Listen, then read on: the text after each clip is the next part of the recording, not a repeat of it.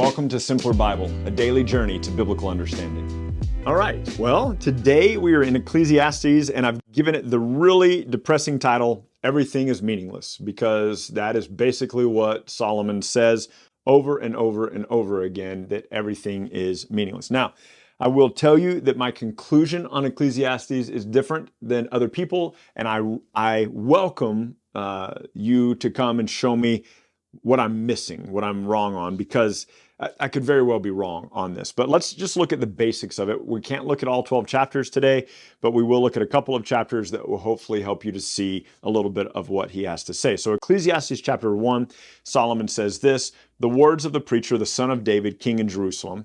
Vanity of vanities, says the preacher, vanity of vanities, all is vanity." So if something is vain, if something is vanity, it is worthless. And so vanity of vanities, this is the most vain of all the vain things. Vanity of vanities, everything is vanity. Everything is vain. And that's just how he feels about it.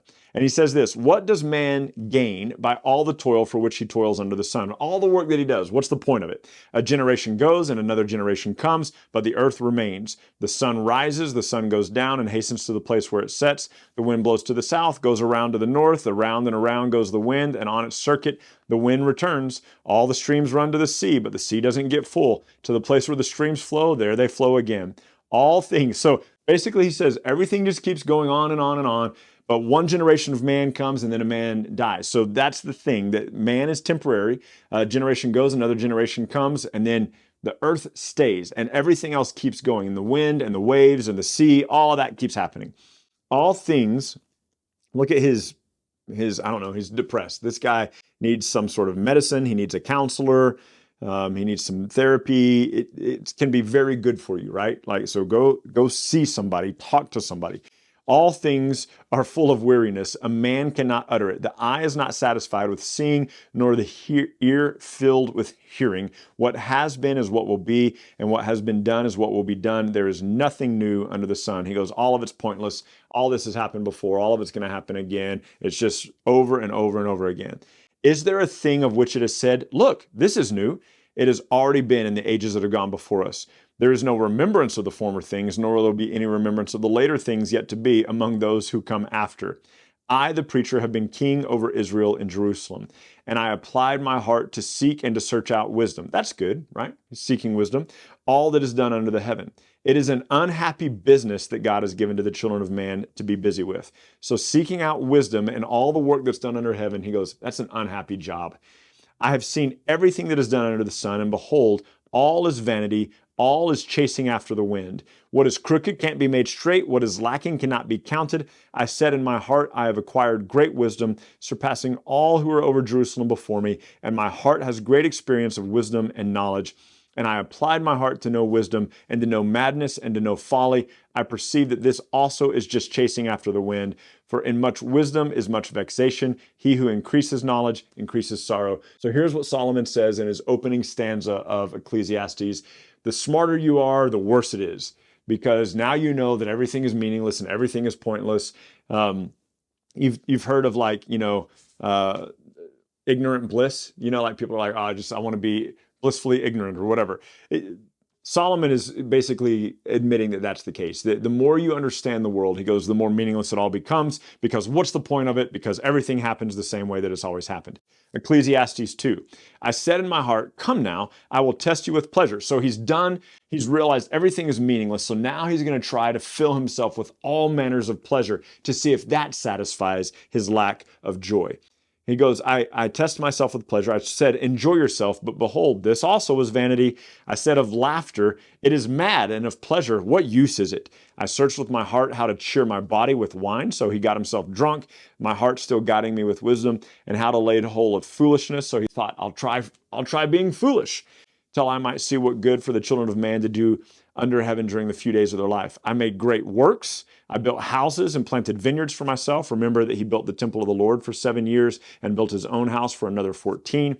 I made gardens and parks and planted in them all kinds of fruit trees. You might remember that Solomon had wisdom in all kinds of trees. I made myself pools from which to water the forest of growing trees.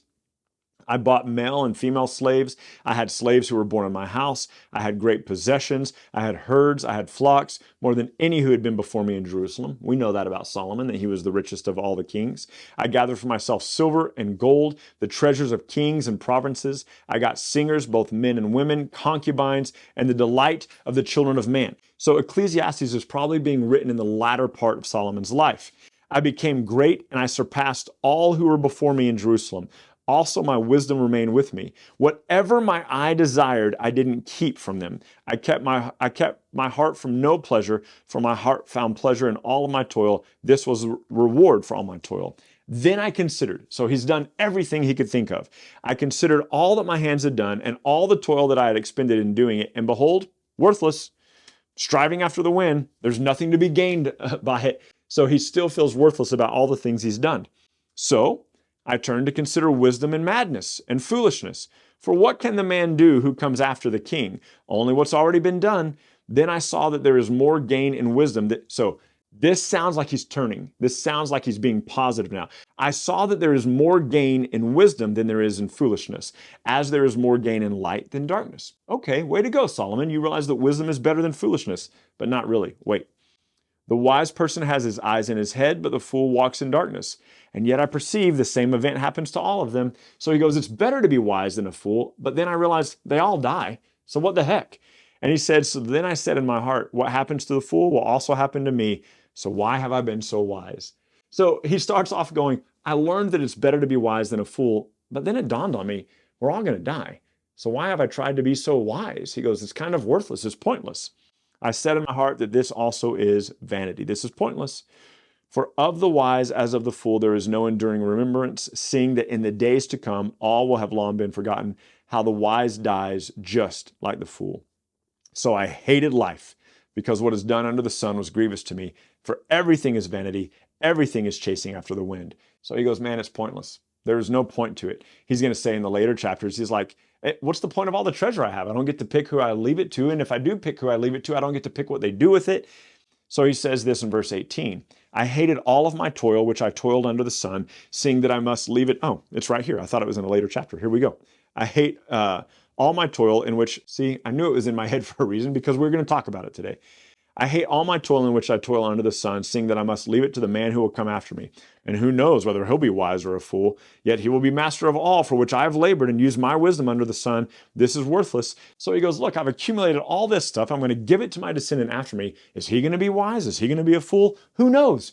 Here I've done all this hard work and he's going to do who knows what with it. He's like, this is pointless. So I turned about and I gave my heart up to despair over all the toil of my labors under the sun, because sometimes a person who has toiled with wisdom and knowledge and skill must leave everything to be enjoyed by someone who didn't labor for it. This is also vanity and a great evil. What a man has from all the toil and striving of the heart, what has a man from all the toil and striving of heart with which he labors under the sun? For all his days are full of sorrow, and his work is vexation. Even in the night his heart does not rest, and this also is vanity. Can't even find peaceful sleep at night. There is nothing better than for a person than that he should eat and drink and find enjoyment in his toil. This also I saw is from the hand of God. For apart from God, who can eat or who can have enjoyment? For to the one who pleases him, God has given wisdom and knowledge and joy, but to the sinner he has given the busyness or the business of gathering and collecting, only to give it to one who pleases God. This also is vanity. This is also chasing after the wind. So let's fast forward to the last two chapters of the book. Chapter 11, cast your bread upon the waters, for you will find it after many days. Give a portion to 7, even to 8, for you know not what disaster may happen on the earth. If the clouds are full of rain, they empty themselves on the earth. If a tree falls to the south of the north, in the place where the tree falls, there it will lie. He who observes the wind will not sow. He who regards the clouds will not reap. I love this line. This is kind of like the sluggard who's like, there's a lion in the streets. If you're constantly looking at the clouds, you won't sow. If you're constantly looking at the clouds, you don't reap. Like there's always an excuse to not do the labor, right? And then I like what he says here in verse 5, as you do not know the way that the spirit comes into the bones in the womb of a woman with a child, so you do not know the work of God who makes anything. We don't know how God knits the bones together and puts the spirit of a person into that being in the womb. Neither do we know how God makes everything. In the morning sow your seed, and at evening withhold not your hand, for you do not know which will prosper, this or that, or whether both alike will be good. So be diligent, work in the mornings, work in the evenings. Light is sleep, and it is pleasant to the eyes to see the sun. If a person lives many years, let him rejoice in them all, but let him remember that all the days of darkness will be many, and all that comes is vanity. So he's going, look, work hard. And you're like, oh, finally he's getting it. He's like, just do it. Trust the Lord to build you up. And then he goes, but it's all worthless. And you just go, dude, like, come on, man. Verse 9, rejoice, O young man, in your youth. Let your heart cheer you in the days of your youth. Walk in the ways of your heart and the sight of your eyes. But know that for all these things, God will bring you into judgment. Remove vexation from your heart and put away the pain from your body, for the youth and the dawn of life are vanity. He goes, your youth, he goes, it's vain, it's pointless. He goes, all of this is meaningless. And then we get into chapter 12. He says this, remember also your Creator in the days of your youth, before the evil days come, before the years draw near, by which you will say, I have no pleasure in them, before the sun and the light of the moon and the stars are darkened and the clouds return after the rain, in the day when the keepers of the house tremble and the strong men are bent and the grinders cease. So this is talking about age coming on you, right? The keepers of the house tremble, the strong men are bent, the grinders, your teeth, they cease because they are few. You've lost your teeth. And those who look through the windows are dim. Your eyes are becoming dim.